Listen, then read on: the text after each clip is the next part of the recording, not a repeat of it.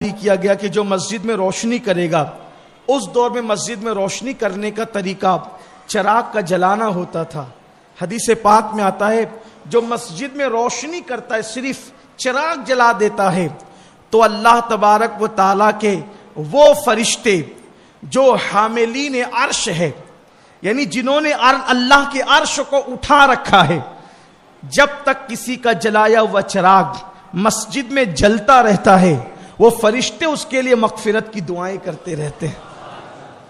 میں سوچتا ہوں کہ اللہ تعالیٰ کا کتنا احسان ہوا کہ اس نے ہمیں ایسے دور میں پیدا کیا کہ لوگ چراغ جلائیں تو ان کا چراغ بجھ سکتا تھا، لیکن اللہ تعالیٰ نے تو ہمیں لائٹ کے دور میں پیدا کیا، اس کی تو کوئی مدت ہی نہیں ہے۔ اگر ہم یہاں روشنی کریں، صرف روشنی کرنے والے پر یہ انعام ہے کہ مغفرت کی دعا ہوگی جب تک کہ روشنی ہوگی۔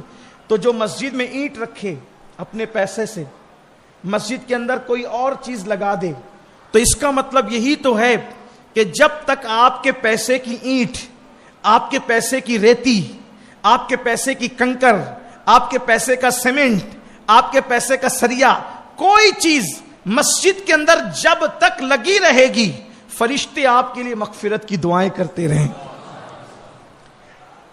کتنا سستا سودا ہے، اللہ تعالیٰ نے دنیا میں موقع دیا ہے، ہمیں کرنا چاہیے۔ یہاں پر مجھے ایک بات یاد آتی ہے، بہت خوبصورت سی بات ہے اور بہت خوبصورت سا واقعہ بھی ہے۔ بالخصوص میں اپنے جوانوں کی نظر کرنا چاہتا ہوں، اس لیے کہ جو لوگ ہم سے پہلے کی پیڑھی میں گزر چکے، یعنی جو لوگ بڑھاپے کو پہنچ چکے، انہوں نے اپنے بڑوں کو کہیں نہ کہیں اللہ کی راہ میں خرچ کرتے دیکھا، تو وہ لوگ فراخ دل ہیں اور وہ کہیں نہ کہیں حصہ لیتے ہیں۔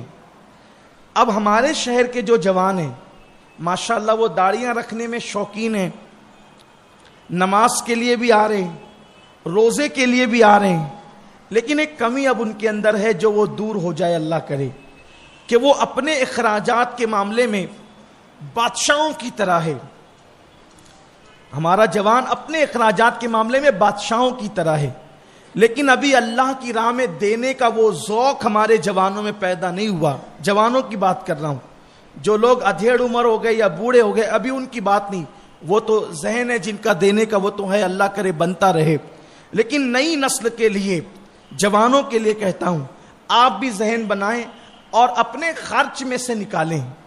اس کی وجہ یہ ہے کہ جب ہم اللہ کی راہ میں دیتے ہیں یوں کر کے، یا جس اعتبار سے بھی اللہ کی راہ میں دیتے ہیں، تو وہ لینے والے کے ہاتھ میں بعد میں پہنچتا ہے، پہلے وہ اللہ کے دست قدرت میں پہنچتا ہے، وہ اللہ کے ہاتھوں میں پہنچتا ہے، جیسا کہ اس کی شان کے لائق ہے۔ اس کے ہاتھ ید اللہ، اللہ کے ہاتھوں میں۔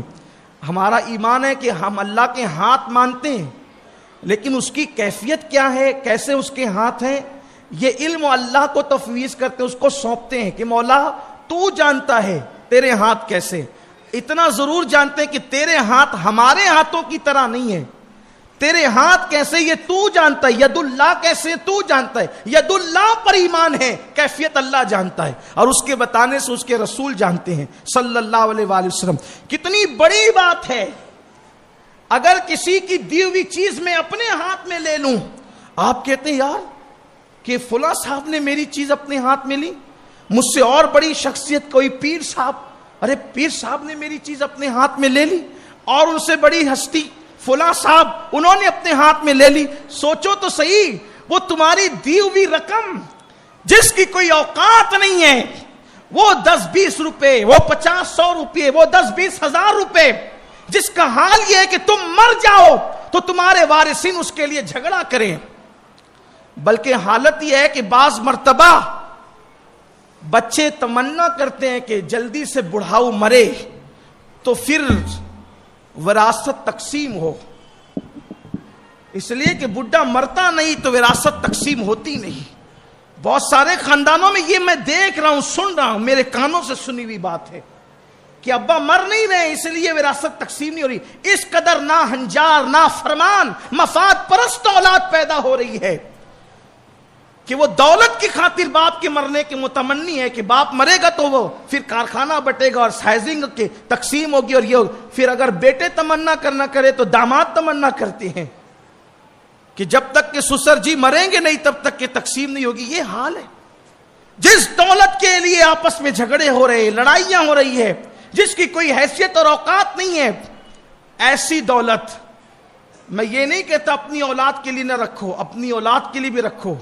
حضور علیہ السلام کی حدیث پاک ہے, ایک صحابی ہے, کہا یا رسول اللہ پورا مال اللہ کی راہ میں دینے کا ارادہ ہے. فرمایا نہ, تجھے اجازت نہیں ہے, اس لیے کہ تم اپنا پورا مال اللہ کی راہ میں دے دو اور تمہارے بچے بھیک مانگے محتاج ہو جائیں. اسلام اس کی اجازت نہیں دیتا, بلکہ تمہیں اپنی اولاد کے لیے اتنا کر کے اور رکھ کے جانا چاہیے کہ تمہارے بعد تمہاری اولاد محتاج نہ ہو.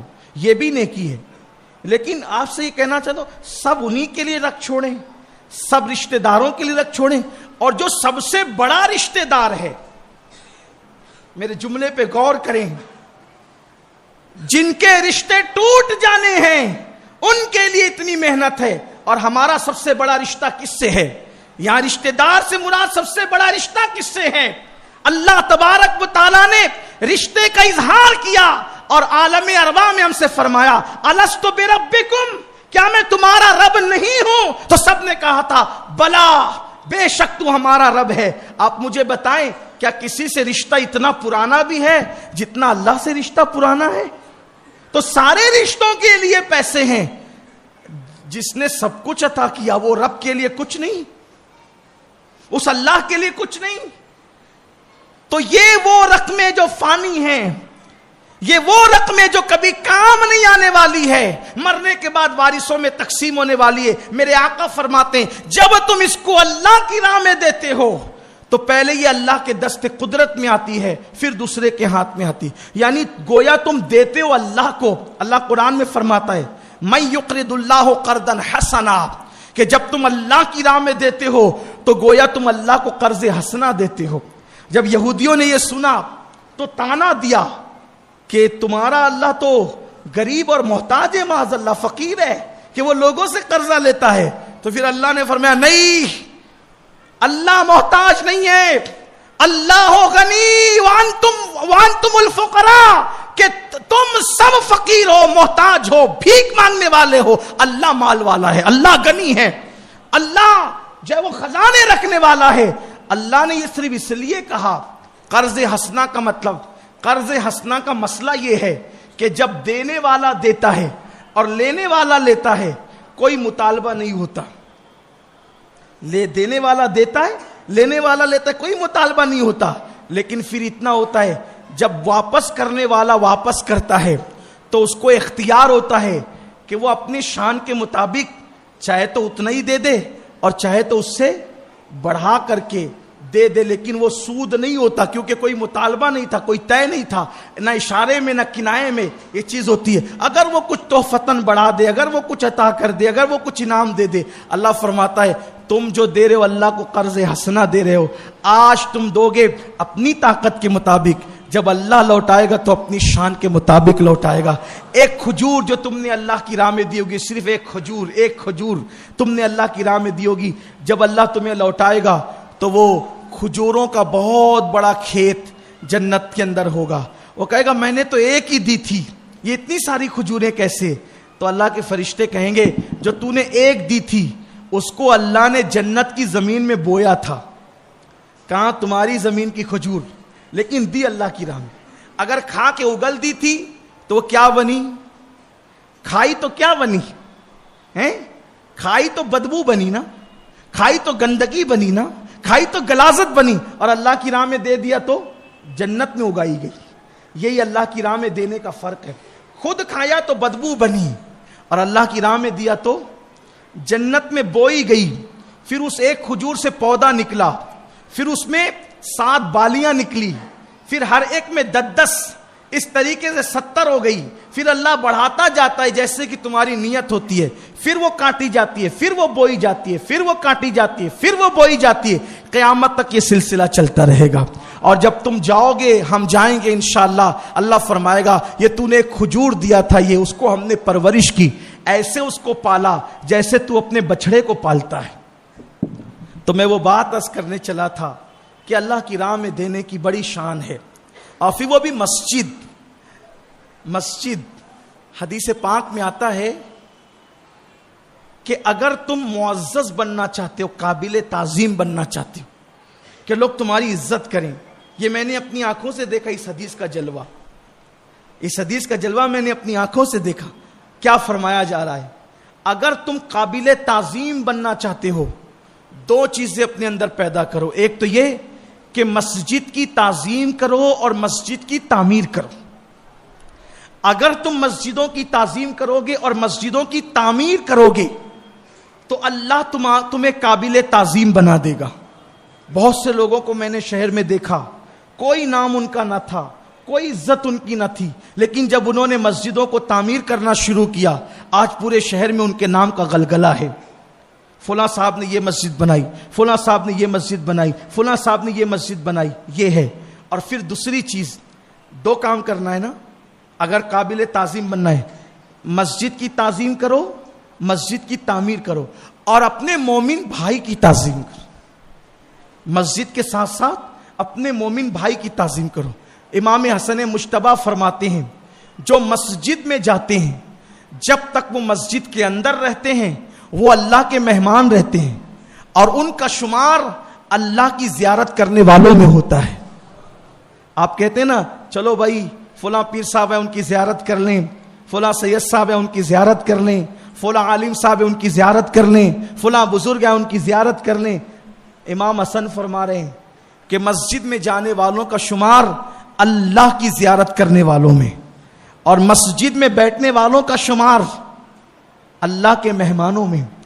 اور پھر فرمایا یہی نہیں، اللہ کی زیارت کرنے کا ثواب کس کس کو ملتا ہے؟ ایک بات اور یاد آئی، مسجد میں آ کر جب تک بیٹھا رہے گا وہ لوٹ نہیں جائے گا، اس کا شمار اللہ کی زیارت کرنے والوں میں ہوگا۔ اسی طرح کسی مومن بھائی سے ملنے جانے والا جب تک وہ واپس لوٹ کر نہ آئے اس کا شمار اللہ کی زیارت کرنے والوں میں ہوتا ہے، اور حج اور عمرہ کو جانے والا جب تک کہ وہ لوٹ کر نہ آئے اس کا شمار بھی اللہ کی زیارت کرنے والوں میں ہوتا ہے۔ اس سے پتا چلا کہ مسجدوں میں بیٹھنا کتنا اہم ہے، اس سے پتا چلا کہ مسجدوں کی حاضری کتنی اہم ہے۔ لیکن یہاں ایک دکھ کی بات یہ بھی ہے کہ مسلمان مسجدوں میں جمعہ کے دن تو شوق سے آتے ہیں، اللہ کا شکر ہے آتے رہیں، لیکن پنج وقتہ نہیں آتے، پنج وقتہ نہیں آتے۔ امام حسن ایک اور بات بیان فرماتے ہیں کہ مسجد بستی میں ہو اور بستی کے لوگ مسجد کو ویران کرے، آباد نہ کرے، تو وہ مسجد اس آبادی میں اجنبی کی طرح ہے۔ جیسے اجنبی لوگوں کا منہ تکتا رہتا نا ٹکٹکی باندھ کے، ہائے آج میرا کوئی پرسان حال نہیں، ویسے مسجدیں مایوس ہوتی ہیں، مسجدیں غمگین ہوتی ہیں۔ کس بنیاد پر؟ کہ اس کو آباد نہیں کیا جاتا۔ کتنا افسوس ہے اس قوم پر جس قوم کے رسول نے فرمایا کہ نماز میری آنکھوں کی ٹھنڈک ہے، آج اس قوم کو تاش کے پتوں کے لیے فرصت ہے، آج اس قوم کو واٹس ایپ پر میسیجز چیک کرنے کے لیے فرصت ہے، آج اس قوم کو فیس بک پر کئی گھنٹے بیٹھنے کے لیے فرصت ہے، آج اس قوم کو فلمیں دیکھنے کے لیے فرصت ہے، اور اگر فرصت نہیں تو اللہ کی عبادت کے لیے نہیں۔ اگر دیکھ سکتے ہو تو اپنے دائنی طرف دیکھ لو، اس قبرستان کے اندر وہ لوگ بھی سو رہے ہیں جن کے کئی سو لوم چلتے ہیں، اس قبرستان میں وہ بھی سو رہے ہیں جن کی کئی سائزنگیں چلتی ہے، اس قبرستان میں وہ بھی سو رہے ہیں جنہوں نے کئی برس تک کے سیاست کی ہے اسی شہر کے اندر، اس قبرستان میں وہ بھی سو رہے ہیں جو مسجدوں کو آباد نہیں کرتے تھے، ویران کرتے تھے، آباد کرنے والے بھی سو رہے ہیں، اور مسجدوں کو برباد کرنے والے اور ویران کرنے والے بھی سو رہے ہیں، اللہ کے فرامین کو سر آنکھوں پہ رکھنے والے بھی سو رہے ہیں، اور اللہ کے فرامین کو پیٹ کے پیچھے ڈالنے والے بھی سو رہے ہیں۔ دیکھو قبریں سب یکساں لگتی ہے، سناٹا لگتا ہے، سکون لگتا ہے، اوپر سے اطمینان لگتا ہے، لیکن اللہ نے اگر تمہیں آنکھیں دی ہے، عبرت کی آنکھیں، تو اس میں جھانک کے دیکھنا کہ کچھ قبریں ایسی ہوگی جس میں انگارے سلگ رہے ہوں گے، کچھ قبریں ایسی ہوگی جس میں آگ بھر دی گئی ہوگی، کچھ قبریں ایسی ہوگی جس میں وجود سور کی طرح بن گئے ہوں گے، کچھ وجود ایسے ہوں گے جو کتے کی طرح بن گئے ہوں گے، کچھ وجود ایسے ہوں گے جن کے چہرے قبلے کی طرح پھر گئے ہوں گے، اور وہ اللہ سے رو رو کر تمنائیں کرتے ہوں گے، مولا صرف ایک مرتبہ 2 منٹ کے لیے دنیا میں جانے دے دے، صرف 2 منٹ کے لیے، تاکہ تیری بارگاہ میں جا کر 4 سجدے کر لوں اور تجھے منا لوں۔ لیکن قدرت کی طرف سے جواب مل رہا ہوتا ہے، بندے جب میں نے تجھے مہلت دی تھی تو دنیا کے کھیل میں مصروف تھا، تو دنیا کے گورکھ دھندوں میں مصروف تھا، تو دنیا کی محبت میں ڈوبا ہوا تھا۔ لوگوں عبرت کی نگاہ سے اس شہر خاموشہ کو دیکھو، بار بار آتے ہو، روز آتے ہو، ہر بار آتے ہو، کیا سیکھ کر جاتے ہو؟ کسی مقرر کی تقریر تمہیں اتنی عبرت نہیں دلا سکتی جو ایک قبر کی آواز تمہیں عبرت دلا سکتی ہے۔ آؤ نا، زندگیوں کو برباد نہ کرو، زندگیوں کو ویران نہ کرو۔ کیا جاتا ہے 10 منٹ مسجد میں آنے میں، کیا جاتا ہے 4 رکعت پڑھ لینے میں، کیا جاتا ہے تھوڑا سا وقت اللہ کے لیے نکال لینے میں؟ جس اللہ نے پوری زندگی ہمیں سونپی ہے، پوری زندگی عطا کی ہے، اس اللہ کے لیے نماز پڑھنے کا وقت نہیں۔ سن لو، نماز کو چھوڑ کر قیامت میں ادھر ادھر پھرتے رہو گے، کوئی پرسان حال نہیں ہوگا، کیونکہ قیامت میں ایک ہی در ہے، ایک در، وہ ہے در مصطفیٰ۔ بس ایک ہی چوکھٹ ہے۔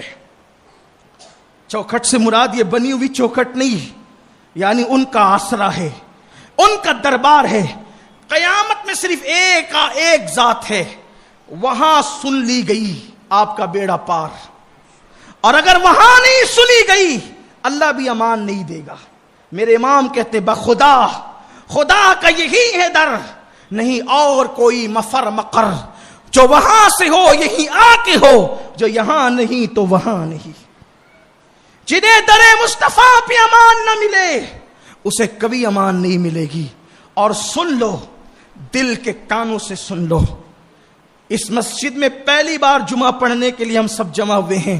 مسجد آفتاب رسالت میں پہلی جمعہ ہے، اور اللہ کرے یہ انقلابی جمعہ ہو، ہماری زندگی میں تبدیلی کا جمعہ ہو۔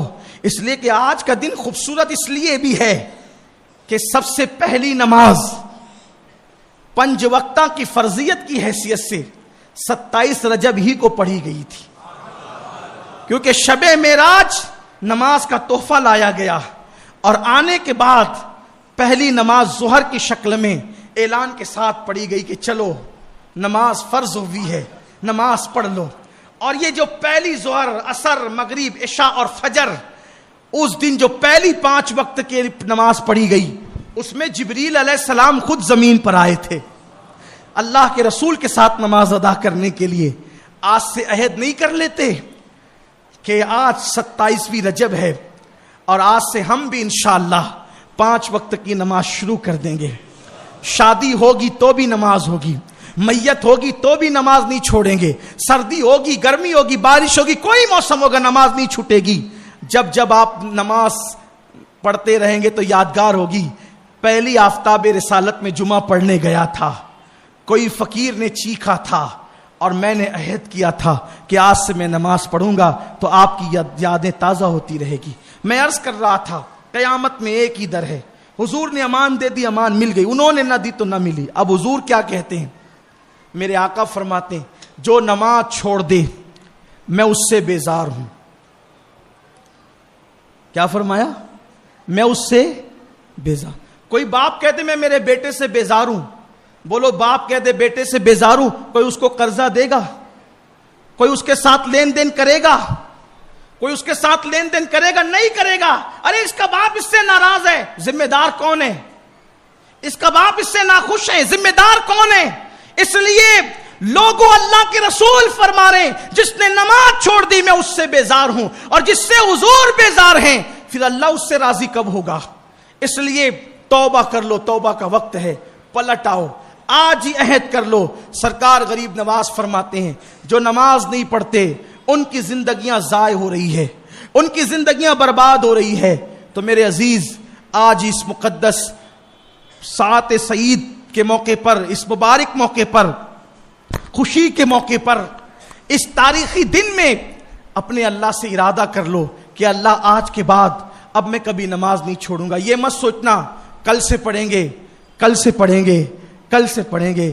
کل کسی کی زندگی میں کبھی نہیں آتا، کل پہ مت ڈالو، آج سے، ابھی سے، اسی وقت سے ارادہ کرو۔ کسی بہت بڑے مفکر نے کہا تھا نماز پڑھو اس سے پہلے کہ تمہاری نماز پڑھ لی جائے۔